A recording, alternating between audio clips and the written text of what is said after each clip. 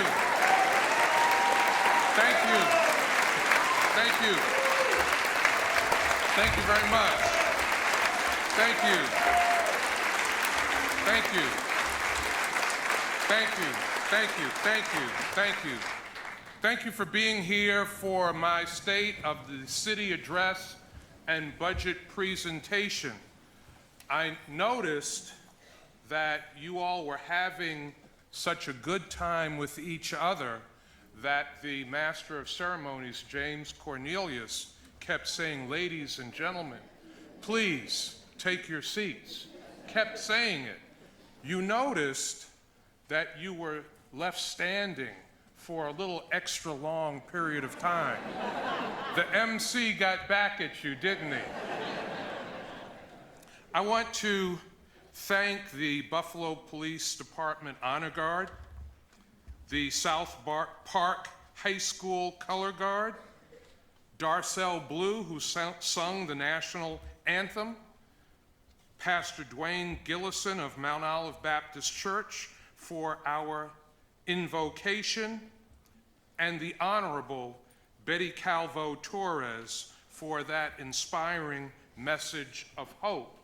And certainly a special thanks to Academy Award-winning filmmaker, writer, and director Guillermo del Toro for sharing his love for Buffalo in today's opening message. Let's give him a round of applause.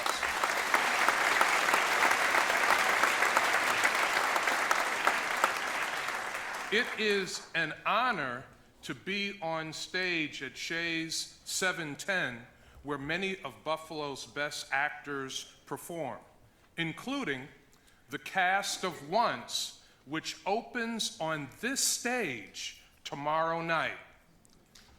Formerly home to the acclaimed Studio Arena Theater, today Shays 710 is part of the exciting Shays Performing Arts Center campus and a welcome addition to Buffalo's theater district.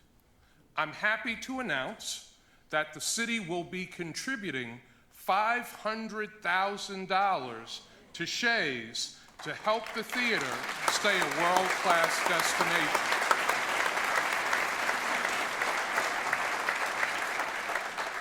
I also want to recognize a dear colleague in government, New York State Assembly Majority Leader Crystal Peoples-Stokes, for delivering $1.2 million for Shays.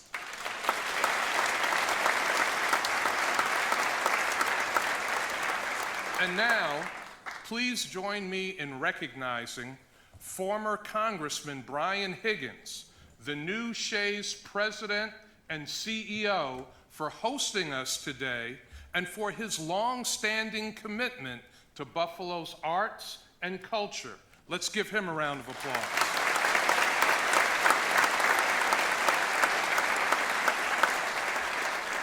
Much like Shays, my administration continues to set the stage for Buffalo's progress, not just for today, but for the future.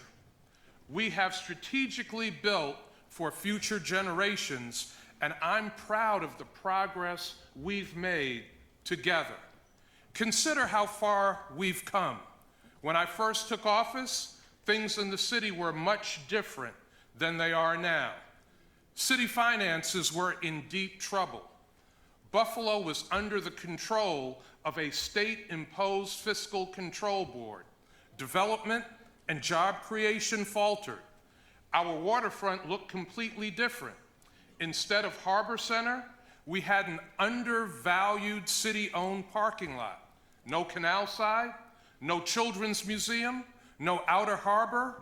Right outside this theater, there were no cars on Main Street, no Plaza of Stars. Storefronts were vacant.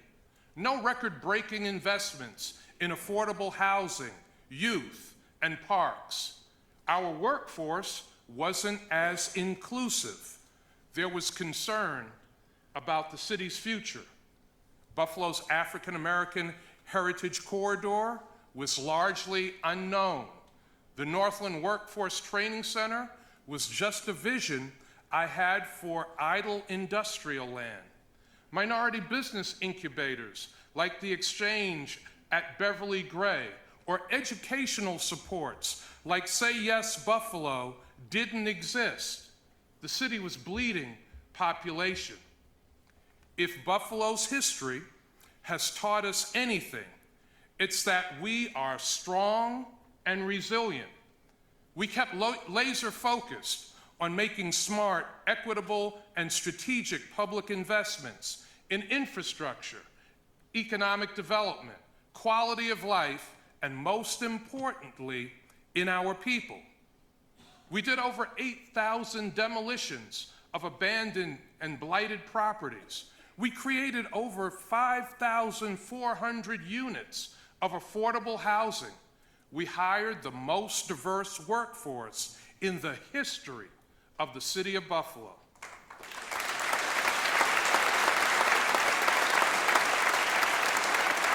As a result, our community is experiencing a wave of investment and confidence like never before. People of all ages, backgrounds, and incomes want to live, work, and visit and invest in Buffalo.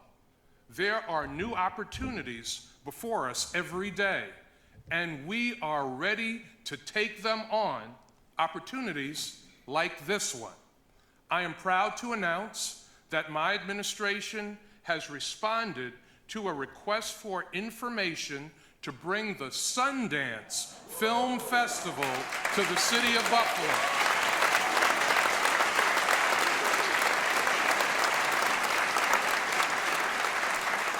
With our community's growing film industry and a significant number of great venues, we believe we are uniquely positioned to take this world-class event to the next level. Think about what that would mean.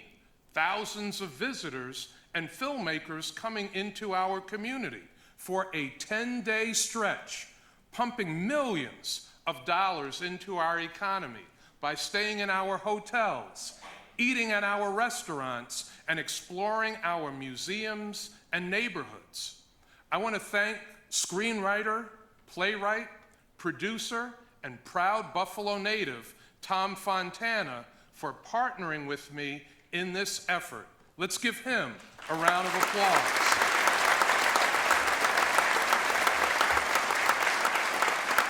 We have accomplished so much together by working with an amazing team of people and partners, including many of you, and including influential community leaders who are no longer with us and who did so much for our city and region. Constance B. Eve, Joyce Wilson Nixon, Stephanie Barber Jeter, Terry Legursky, Camille Brandon, Don Morris, and Tom Glebe. Today, let's celebrate them for their passion and for their deep commitment to making our city a better place for everyone.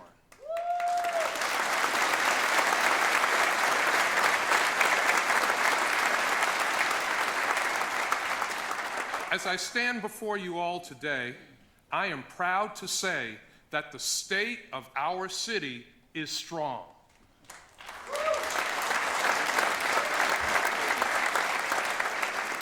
But like all cities, there are serious challenges before us.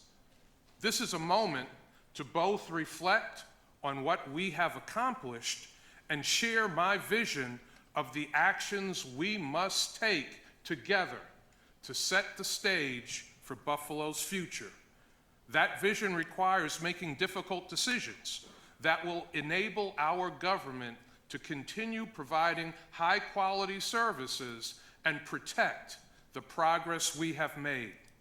We must rise to the occasion now, or the state of our city could dramatically change. We cannot become complacent in our success and satisfied in our accomplishments. By almost every measure, the city's finances are stronger now than they were when I took office in 2006. The Hard Control Board is no longer active. Our bond rating has increased from BBB with a negative outlook to AAA with a stable outlook. The region's unemployment rate has fallen. The city of Buffalo has seen over $10 billion in development since 2012, and our tax rate is nearly half of what it was when I took office. And critically important to note, the value of Buffalo property is greater than ever before.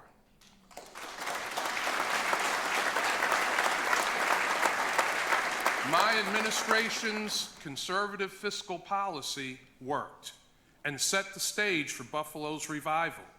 I'm proud to say that the city of Buffalo has reclaimed its rightful place among the great cities of the United States as I envisioned in my very first State of the City address 18 years ago.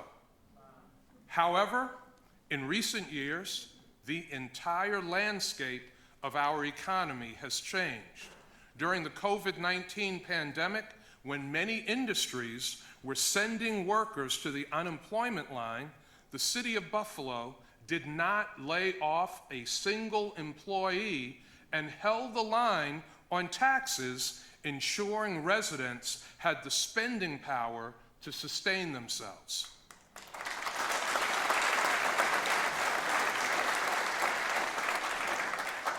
But cities across America are still feeling the effects from the pandemic, as office workers work entirely from home or have hybrid schedules.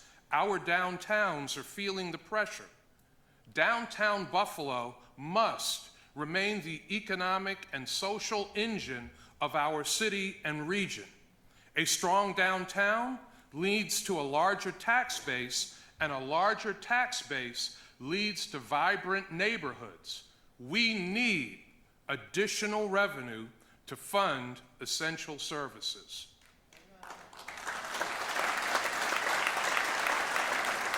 Revenue sources previously used to offset the financial burden to taxpayers. That has changed. Our federal representatives, including President Joe Biden, Senate Majority Leader Chuck Schumer, Senator Kirsten Gillibrand, and former Congressman Brian Higgins, delivered the once-in-a-lifetime American Rescue Plan Act funds, which were a complete game changer. I am proud to announce today that all ARPA funds will be fully encumbered by the end of the year, and you will see their full impact by the end of 2026. I would like to thank you.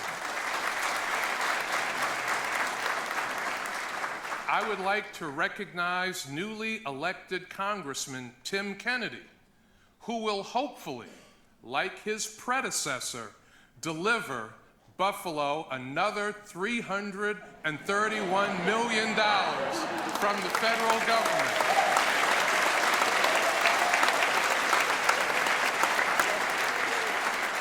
Tim, if you're listening, no pressure. This is the last year we will be able to use dollars from ARPA revenue replacement in the operating budget. State aid, also known as AIM, which is currently the city's largest annual revenue source, has remained stagnant since 2012. While a temporary increase was included in this year's state budget, we will need more permanent funding going forward to make up for rising costs. As I highlighted in last year's State of the city of Buffalo continues to receive an inequitable share of Erie County sales tax from the additional penny. This should be a concern to everyone that lives in Erie County. Buffalo is at a critical point. The City of Buffalo services are the best value for what taxpayers pay.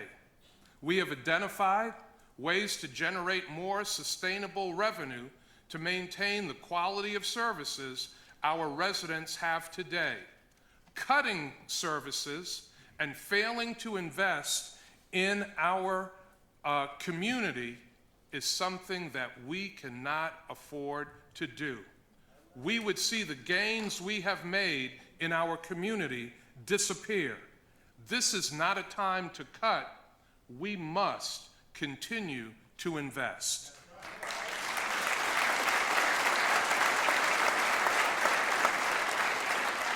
To meet the needs of our residents, I have proposed a $618 million operating budget for 2024-25, that fiscal year that we are about to enter.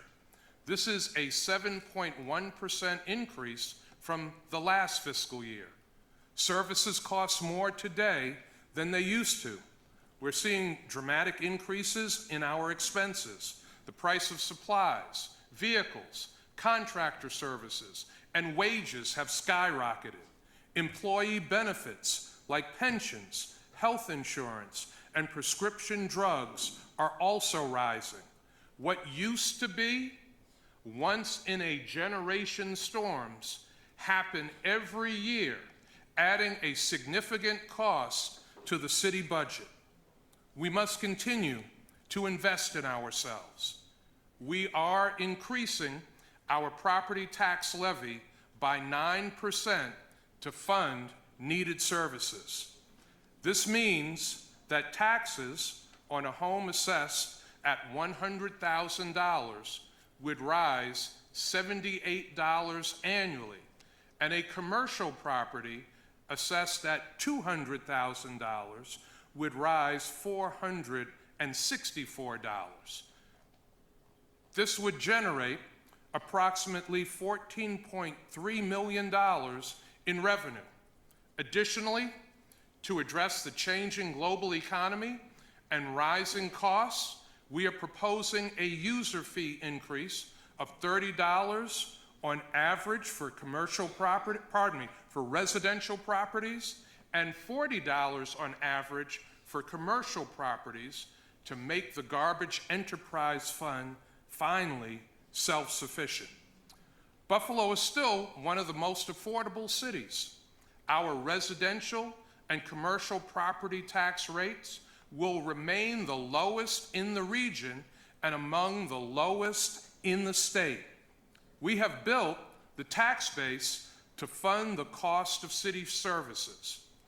My administration has a plan to strategically invest these additional resources to ensure the long-term growth and stability of our city. I have mentioned many investments we need to make in my prior State of the City addresses, such as purchasing the street lighting system, developing a state-of-the-art public works campus, and completing car-sharing Main Street. These projects will improve operations and lead to significant cost savings due to increased efficiencies. My team has been working diligently to bring these investments to reality. My administration is committed to an equitable tax strategy. Through millions in ARPA funding, we will erase the debt of thousands of homeowners in arrears for property tax, user fee, sewer, and water bills. In addition, working with Common Council President Christopher Scanlon, we adopted higher income limits on tax exemptions for low-income senior citizens and persons with disabilities, resulting in lower tax bills for over 1,500 property owners. Thank you, Councilmember Scanlon and City Council.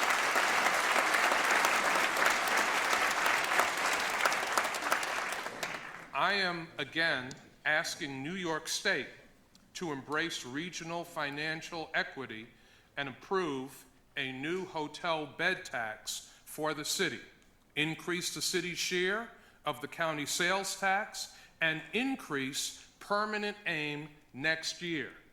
These are all financial sources that can create regional financial equity, and only New York State can create this fairness. To continue our growth, I will also reform the city's system for quality of life violations. Businesses on our commercial corridors that fail to shovel snow, owners of vacant lots that don't cut or clean them, and landlords housing tenants in unsafe conditions are harming the growth of our community. Next year, these violators can expect higher fines added to their tax bill.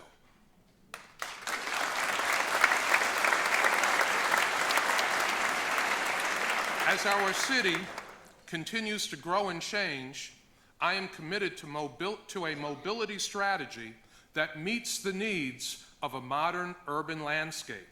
Parking management is a key component of that strategy. In partnership with Buffalo Civic Auto Ramps, the City of Buffalo manages 4 parking ramps. The usage of our ramps is increasing. We intend to modernize these ramps to attract visitors who want safe, convenient parking downtown. Modest increases in our ramp rates are coming to fund structural improvements consistent with our Smart Streets design plan. We are also installing new on-street parking meter technology to better manage increased parking demand across the city. All right, everyone, I want to take just a moment. As you know, today is May 1st, and we are approaching the somber 2-year anniversary of 514 that changed this community forever. The events of that day are still painful. My heart still hurts for the 10 precious lives taken and for those who miraculously survived that act of domestic terror. Please join me now in a moment of silence.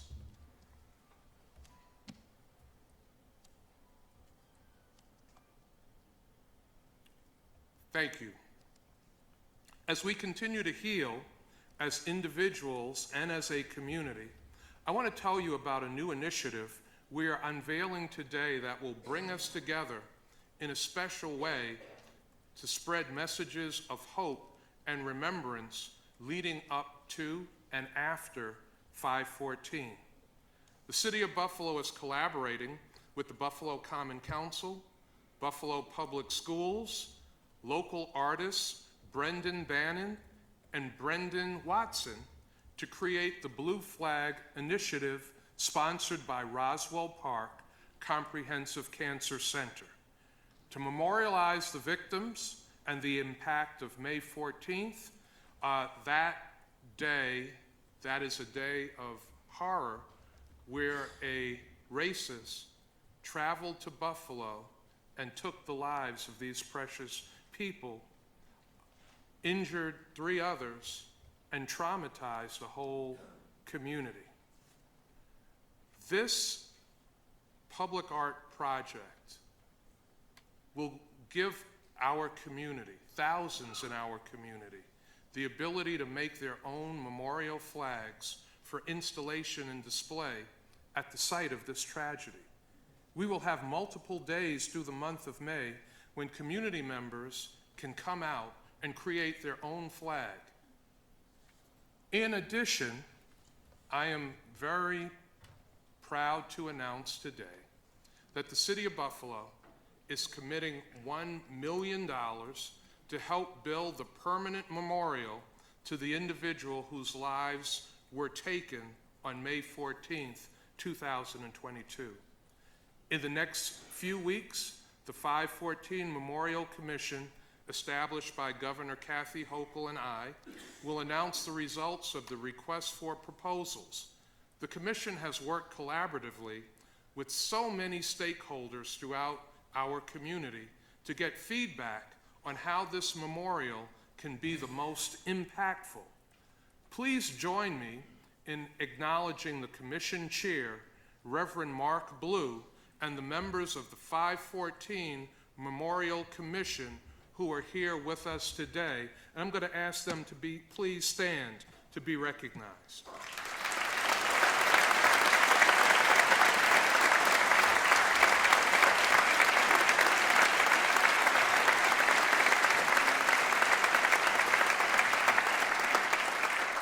I thank them for their non-stop efforts, and as Pastor Blue says, their work to get this right, because we only have one opportunity to get this right. As we continue, I want to take you behind the curtain of city government to show you some of the initiatives my administration, working with our city council, will implement in East Buffalo, where the tragedy occurred, and throughout our city. This year, we will also see continued progress with several affordable housing initiatives spearheaded by the Buffalo Municipal Housing Authority and their partners. These projects include the Marine Drive Apartments reconstruction and modernization, Schaefer Village redevelopment, and the redevelopment of Commodore Perry Homes. All three projects together represent one of the most ambitious redevelopments in Buffalo's history, creating over 1,500 new units of affordable housing. When complete, the unprecedented public-private investment in affordable housing is expected to top $1 billion.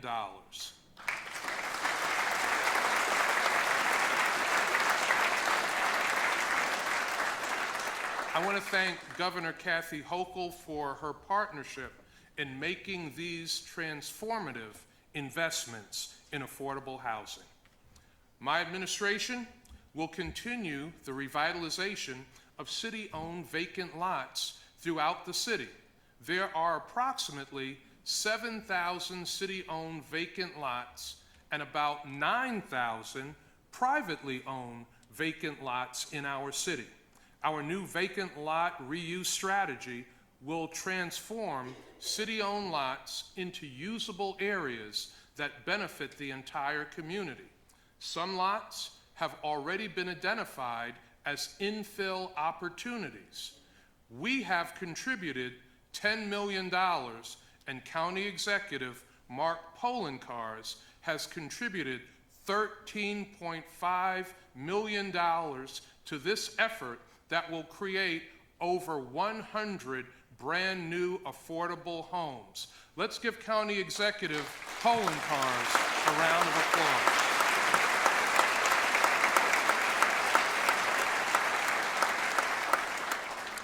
We are collaborating with community partners and agencies to issue a request for proposals through our Legacy Cities neighborhood development strategy to create 20 more affordable home ownership opportunities.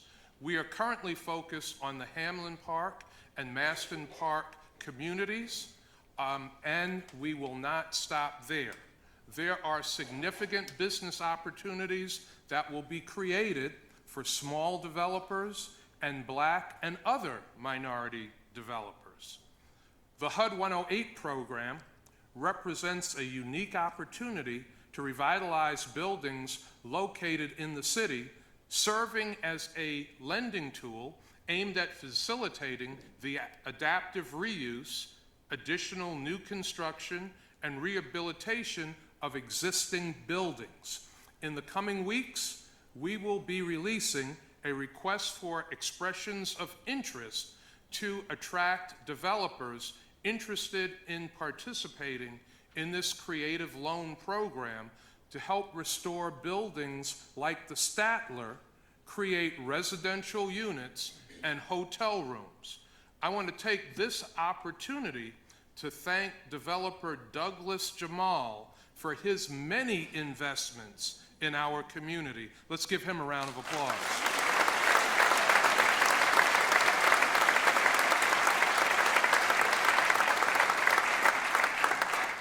After extensive community engagement, the City of Buffalo, in partnership with the Niagara Frontier Transportation Authority, will be releasing a request for proposals for the equitable transit-oriented development of 7 parcels surrounding and including the LaSalle Metro Rail Station. The total development site is approximately 11 acres and presents a great opportunity for bringing hundreds of mixed-income housing units and additional amenities to our community. Please give a round of applause for Kim Minkle, Executive Director of the NFTA.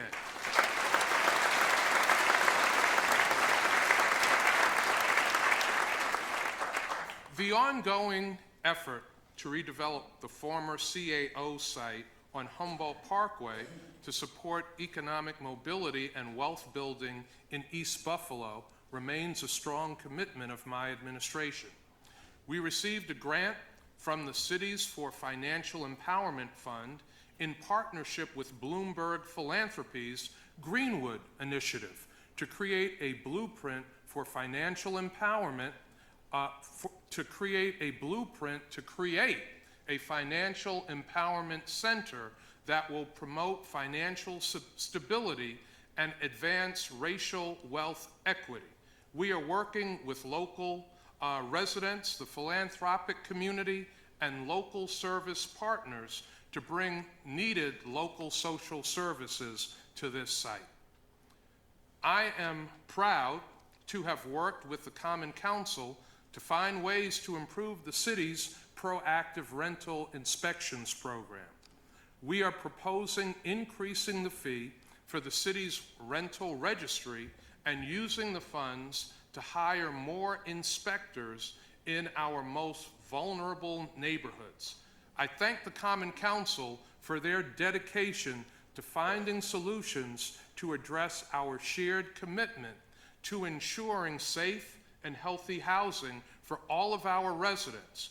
I also want to recognize the 2 remarkable women who are serving their first term on the Common Council, Majority Leader and Ellicott District Councilwoman Leah Halton Pope, and Maston District Councilwoman Zanetta Everhart. Please give them a hand.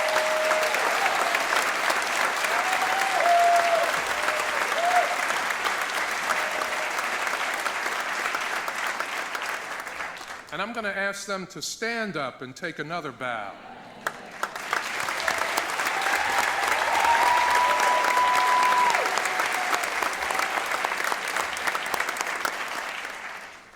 My administration will continue to invest in proven strategies that have increased public safety in our community. Just listen to these numbers.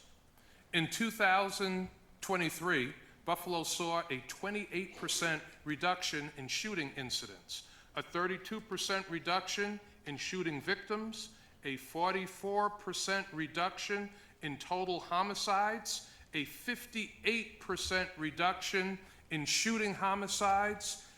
Additionally, we are reporting a homicide solvability rate this year of 137%.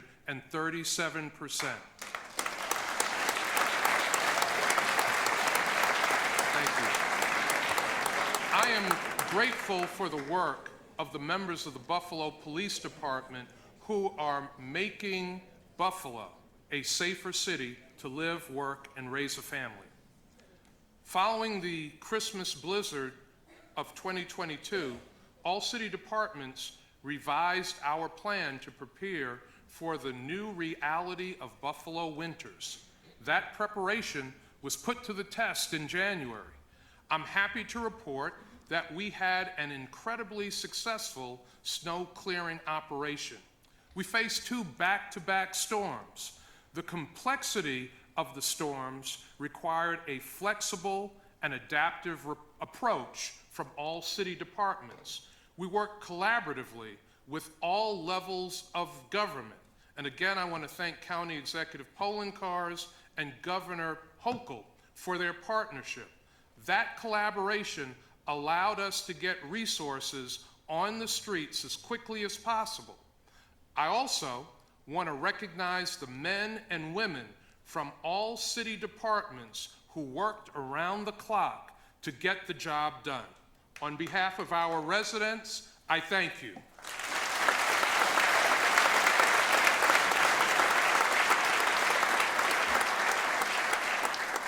It is important to note that this winter's snow removal efforts with our private contractors were incredibly costly, totaling over $6 million. We have maintained an increased line in the city budget for outside contractors, but without increased revenues, this level of service will not be possible.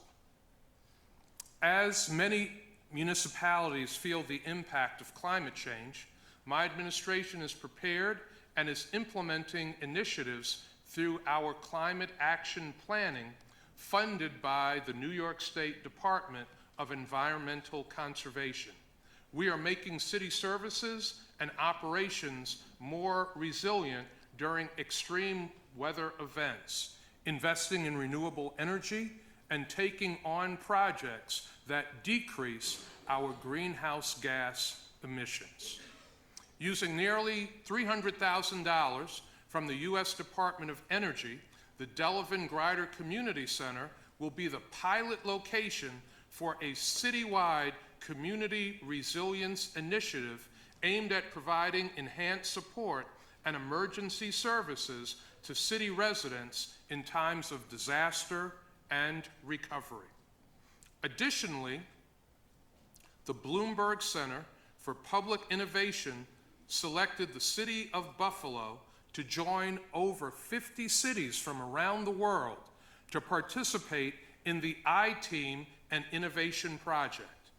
Bloomberg Philanthropies funds the Innovation Team program, which will assemble a local Buffalo team, external experts, community organizations, and residents to focus on climate action and equity, and also advancing racial wealth equity. We thank Bloomberg Philanthropies for selecting the city of Buffalo.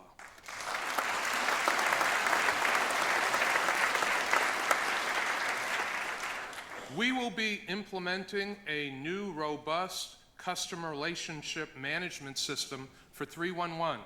The new system will allow residents to have access to needed information and support around the clock. The implementation of the upgrades to 311 will be online this summer. We've heard from many residents, and you will now be able to call 311 with extended hours.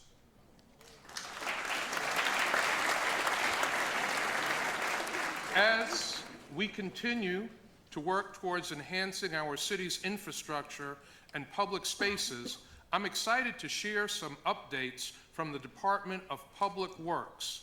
With over $86 million in funding spent for parks and park facility projects from 2006 to 2023, not including the $75 million first phase of Ralph C. Wilson Centennial Park, our commitment to creating beautiful green spaces for our community is stronger than ever.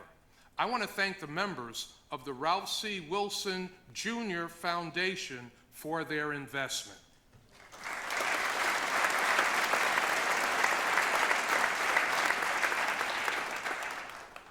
We have an impressive list of active projects set to begin this spring, such as the Tom Smith Athletic Center at Shoshone Park, McCarthy Park, and JFK Park, with plans for additional projects later this year. These efforts will provide exciting recreational spaces for residents of all ages. Another project that I am particularly proud to announce is the Johnny B. Wiley Amateur Sports Pavilion. This $23 million state-of-the-art project in East Buffalo will begin construction this summer.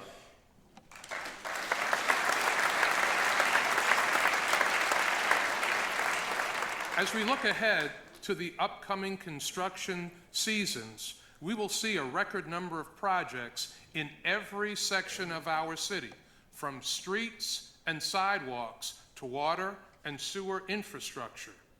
I want to recognize City Controller Barbara Miller-Williams for helping to secure capital bond funding for these projects at the very lowest rates. Thank you, Controller Barbara Miller-Williams.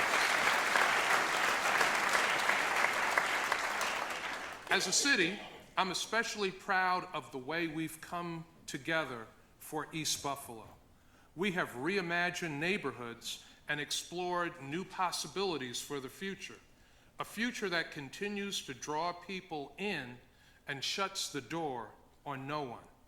Today, I am highlighting a series of key investments totaling over $140 million, including $1 million for the Buffalo Urban League's new headquarters on Jefferson Avenue that will bolster the incredible culture and spirit of our East Buffalo community.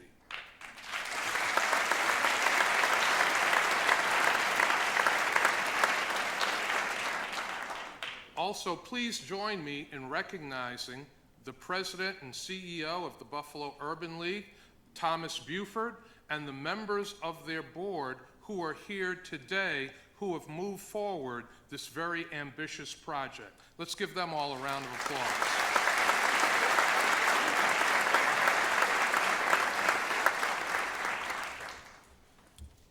And as I come to a close, throughout today's presentation, with all of the progress, all of the development, all of the momentum, today is not the day to cut.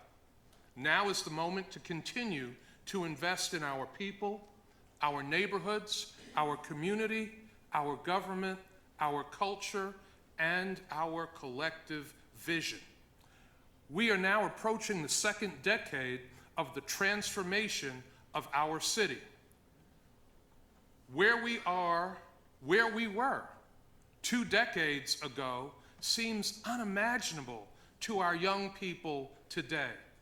My administration has successfully pursued strategies reducing crime, improving government services, growing our economy, and improving our environment. But most importantly, my administration has been the region's leader in increasing racial equity. Thank you.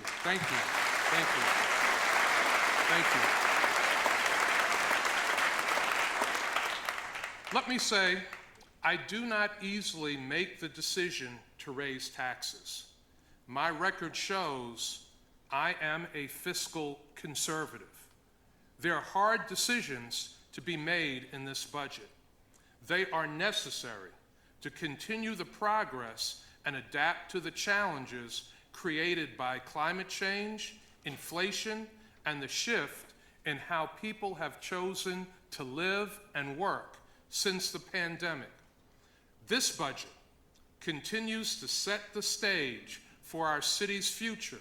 It maintains the accomplishments we have achieved together and strengthens our city now and for generations to come. As it is said in the theater, the show must go on. And today's decisions will determine how Buffalo continues to move forward as one of the best places to live in the United States of America. May God bless you. May God continue to bless the great city of Buffalo.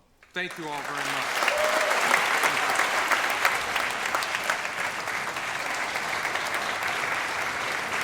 Let's give it up one more time for Buffalo's 62nd Mayor, Mayor Byron W. Brown.